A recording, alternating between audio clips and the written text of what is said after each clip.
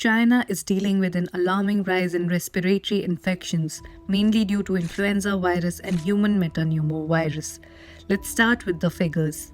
According to data from Chinese Center for Disease Control and Prevention for the last week of December, over 30% of outpatient samples tested positive for influenza infection and 6.2% for HMPV infection.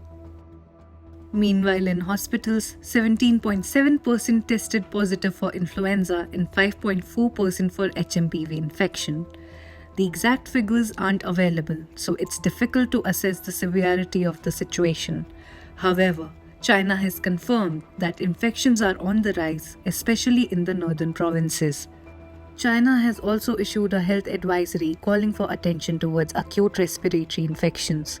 Experts are especially worried about the spread of human metapneumovirus. While there's nothing new about this virus, it has created alarm. Let us tell you a bit more about it.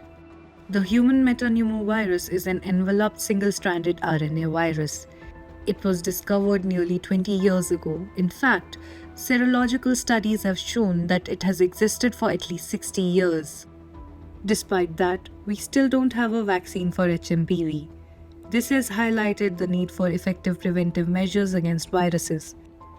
Much like coronavirus, HMPV can spread from an infected person to others through coughing, sneezing, or any other personal contact.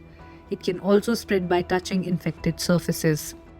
Once HMPV enters your system, it can roughly take 3 to 6 days to show the symptoms. This includes cough, fever, nasal congestion, and shortness of breath. In severe cases, the symptoms can worsen to bronchitis or pneumonia. Moving on, who is most at risk of getting infected? The virus can affect people of all ages, but young children, elderly, and people with weakened immune systems should pay extra attention. Most importantly, how can you prevent HMPV infection? Here's what you can do.